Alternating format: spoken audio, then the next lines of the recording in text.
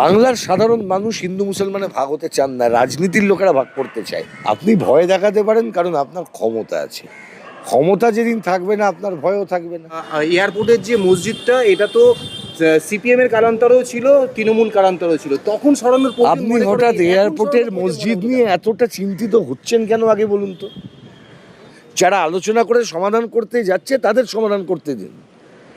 আপনারা বাংলার মিডিয়াকুল আপনারা মূল ইস্যু থেকে মানুষকে সরিয়ে দিতে চাইছেন, এটা হচ্ছে সমস্যা আপনাদের। পশ্চিমবাংলার আজকের সমস্যা হচ্ছে যেসব ট্রেন লাইনগুলোর ধারে যে ঝুপড়িবাসী থাকেন তাদের উচ্ছেদের সমস্যা। পশ্চিমবাংলার আজকের সমস্যা হচ্ছে রেল স্টেশনে যে চাওয়ালা চা বিক্রি করেন তার দোকানটা থাকবে কি না তার সমস্যা। পুরো বাংলায় কোথাও না কোথাও প্রত্যেক দিন সকালে বিকেলে বুলডোজার চলছে।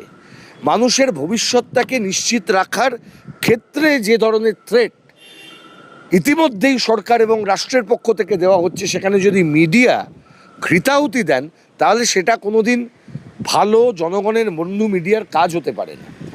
সুতরাং এয়ারপোর্টের মসজিদ যারা চালাতেন তারাই সমাধান করবেন, তারা আলোচনায় বসছেন। এরকম অনেক কিছু করতে, আমি আপনাকে একটা উদাহরণ দিই। এটা গত 15 বছর পশ্চিমবাংলায় আপনারা এই বিষয়টা এইভাবে দেখে এসেছেন, তাই জন্য যে সরকার কোনো আলোচনা করে না। বামফ্রন্টের আমলে এই যে বিদ্যাসাগর সেতু থেকে নিবড়া পর্যন্ত যে রাস্তা কোনা এক্সপ্রেসওয়ে যখন তৈরি হয়েছিল, আপনি কোনা এক্সপ্রেসওয়েতে যখন যাবেন দেখবেন ক্যারি রোডের কাছে মাঝখানে একটা মাজার আছে। আপনি যখন বাগনানের কাছে ঢুকবেন তখনও দেখবেন রাস্তার ধারে মাঝখানে একটা মাজার আছে। রাস্তা হয়নি, আলোচনা করা হয়েছে। ওই মাজারটাকে রাখার প্রয়োজনীয়তা সেটা সম্পর্কে এলাকার মানুষ আলোচনা করেছেন। তাদের যে দাবি সেই দাবিতে সরকার আলোচনা করেছে। অনেক জিনিস শিফট করেছেন, অনেক জিনিসকে শিফট করে দেওয়া গেছে। এইগুলির ক্ষেত্রে সরকার সেখানে বিকল্প বন্দোবস্ত করতে পেরেছিলেন ওগুলো বাঁচানোর। যেগুলো বাঁচানো সম্ভব হয়নি সেখানে আলোচনা হয়েছে, সমাধান হয়েছে। তাহলে আলোচনা হোক, সেটাকে নিয়ে আমরা এখানে আলোচনা করে কি করব? এয়ারপোর্টের মসজিদ নিয়ে বিষয়টা রিজলভ হয়ে গেছিল বহুদিন ধরেই, এবং আপনি দেখবেন যে সেখানে কথোপকথনের মধ্য দিয়ে অনেক সমস্যার সমাধান হয়।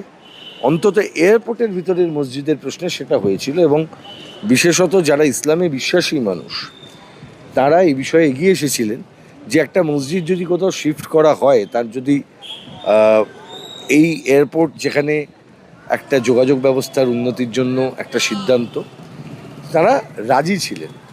অন্ততপক্ষে আমি যতটুকু জানতে পেরেছি তারা বিকাশবাবুর সাথেও যোগাযোগ করেছিলেন, তার কথা হয়েছিল।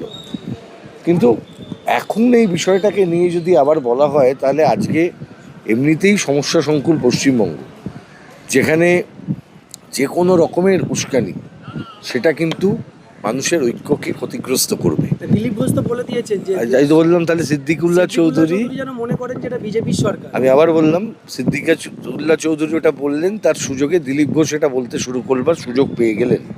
যে ঘটনা হুমায়ুন কবির সাহেবের সাথেও হয়েছে, উনি একটা মন্তব্য করলেন, মুখ্যমন্ত্রী বললেন যে উনি শুধরে যান, তারপর থেকে আমরা দেখলাম যে সেই রকমই হচ্ছে। আসলে এই রাজনীতিটাকে বুঝতে হবে, বিজেপি হোক বা অন্য কেউ হোক, যদি কোনো বিভাজনের রাজনীতিকে কেউ কোথাও প্রমোট করতে চান, প্রচার করতে চান, বা বিভাজনের রাজনীতিকে কোনোভাবে স্বীকৃতি দিতে চান, সেটা আসলে এই মুহূর্তে দাঁড়িয়ে বিজেপির হাতকে শক্তিশালী করবে।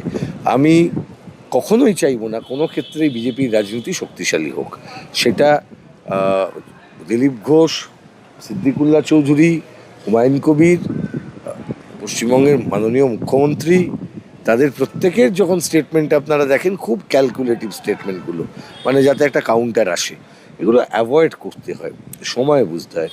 সিদ্দিকুল্লাহ চৌধুরী যদি চাইতেন যে বিজেপির বিরুদ্ধে সমস্ত মানুষকে একজোট করতে, উনি বিভাজনের রাজনীতির কথা অন্ততপক্ষে বলতেন না, বা এমন কিছু বলতেন না যা বিজেপির হাতকে শক্ত করে। কিন্তু দাদা, আমরা দেখতে পাচ্ছি এই যে সিদ্দিকুল্লাহ চৌধুরী উনি যে বক্তব্যটাকে বলেছেন, সেই বক্তব্যের মধ্যে উনি 1 কোটি লোকের কথা বলছেন। সিদ্দিকুল্লাহ চৌধুরী এবার নির্বাচনে জিততে পেরেছেন? যিনি নির্বাচনে জিততে পারেন না 1 কোটি লোক আনবেন, এটা আপনি বিশ্বাস করছেন কিভাবে? সিদ্দিকুল্লাহ চৌধুরী এবার নির্বাচনে যিনি জিততে পারেননি তিনি 1 কোটি লোক আনবেন। পশ্চিমবাংলায় যে মানুষটার কথায় নাকি লক্ষ লক্ষ কোটি কোটি মানুষের ভিড় হতো, সেই মমতা বন্দ্যোপাধ্যায় বিড়লা প্ল্যানেটোরিয়াম ভর্তি করতে পারবেন কিনা সেটা নিয়ে চিন্তিত হয়ে পড়ছেন। আর সিদ্দিকুল্লাহ চৌধুরী 1 কোটি মানুষকে নিয়ে যাবেন, এটা ভাবলেন কিভাবে? পশ্চিমবাংলার 1 কোটি মানুষ, তারা যদি যে কোনো ধর্মে বিশ্বাসী হন না কেন, তারা এই কাজ করবার জন্য দলে দলে জমায়েত হবেন, এমনটা ভাবার কোনো কারণ নেই। মানুষের সাথে আমরাও যোগাযোগ করছি, অনেক মানুষের সাথে কথা বলছি।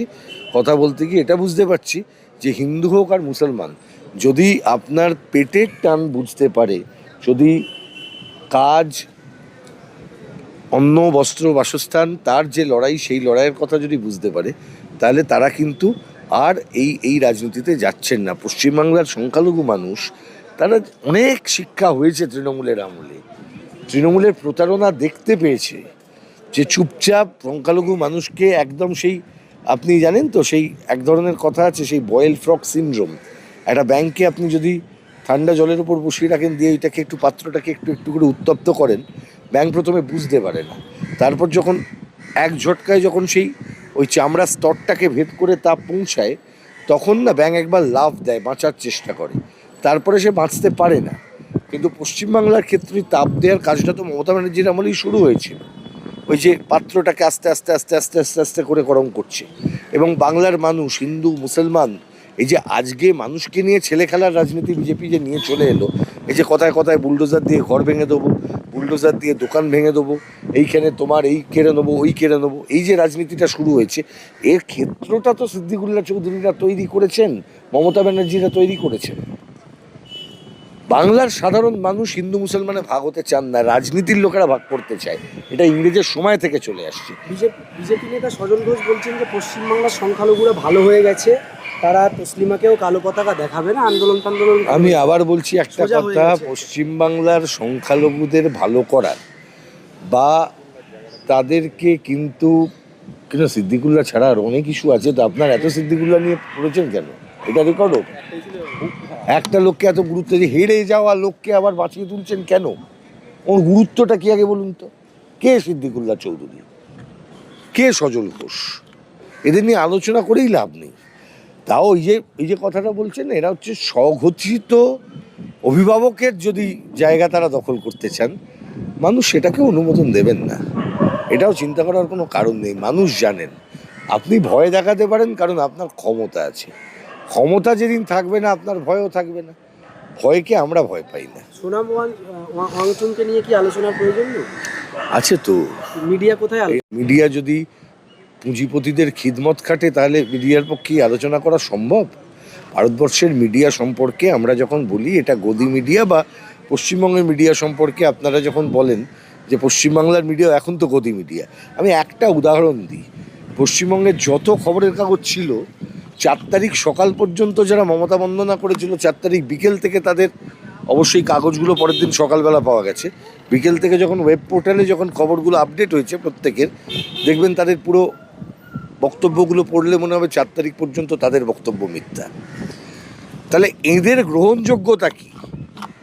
যারা সরকারের পরিবর্তন দেখে নিজেদের সাংবাদিকতার লাইন ঠিক করেন, নিজেদের সম্পাদকীয় দৃষ্টিভঙ্গি স্থির করেন, তাদের গুরুত্বটা কোথায়?